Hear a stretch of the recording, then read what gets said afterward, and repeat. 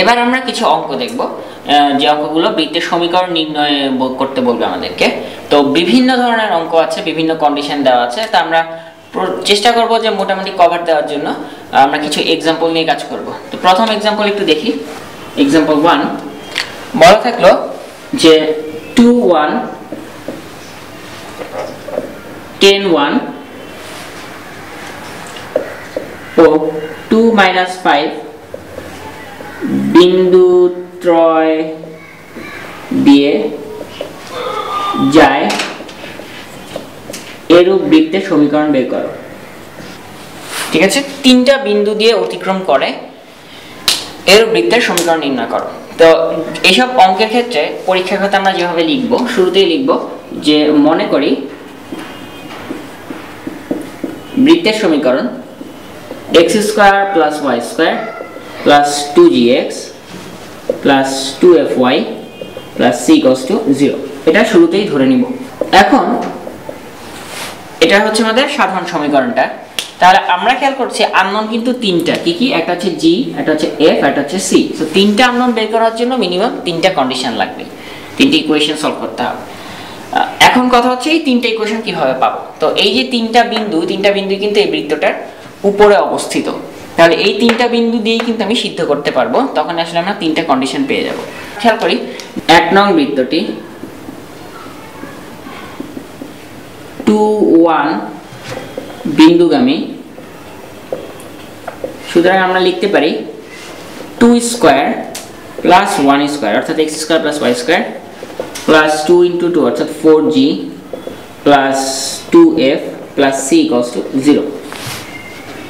তার মানে 4g + 2f + c = এখানে হচ্ছে 4 আর 1 5, তার মানে হচ্ছে -5। এই একটা ইকুয়েশন পেলাম।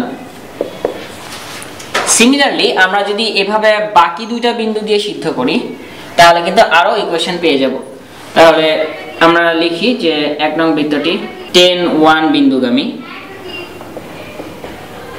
তাহলে সুতরাং সেখান থেকে আমরা যেটা পাচ্ছি সেটা পাবো হচ্ছে এরকম যে 20g + 2f + c = হচ্ছে -101।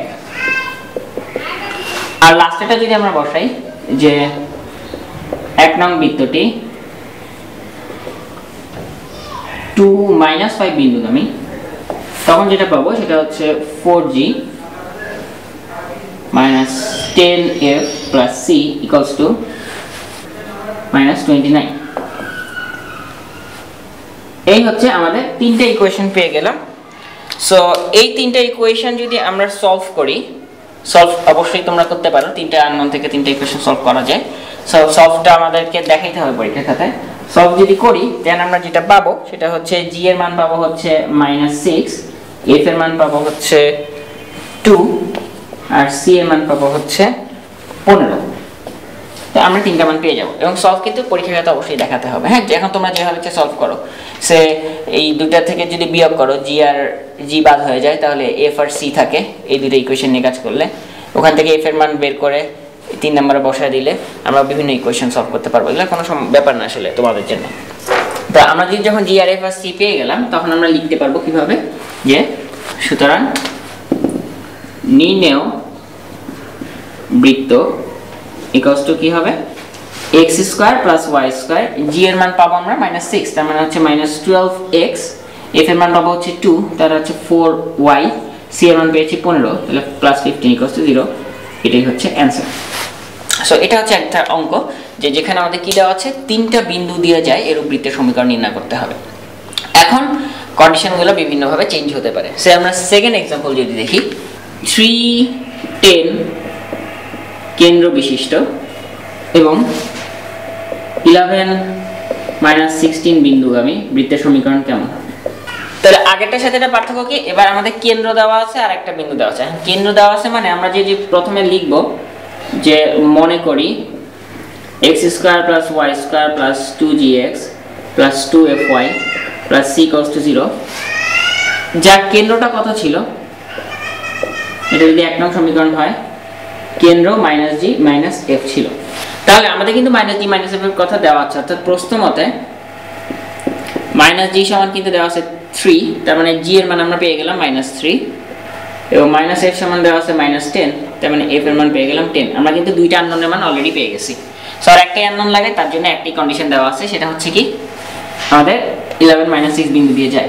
তাহলে সুতরাং এক হতে পাই x² + y² g এর মান হচ্ছে -3, তার মানে -6x + 20y + c = 0, যা 11 - 16 বিন্দুগামী। তাহলে আমরা যদি এখানে এখন বসাই যে সুতরাং 11² + -16² -6 × 11 + 20 × -16 + c = 0, তাহলে এখান থেকে আমরা c এর মান পেয়ে যাব। c এর মান পেয়ে গেলে এখান থেকে ক্যালকুলেটরে যা আসে আমরা একটু দেখি কত আসছে। c এর মান আসে হচ্ছে 9। সো আমরা তখন তাহলে লিখতে পারবো যে সুতরাং নির্ণয় বৃত্তের সমীকরণ হচ্ছে x² + y² -6x + 20y + 9 = 0।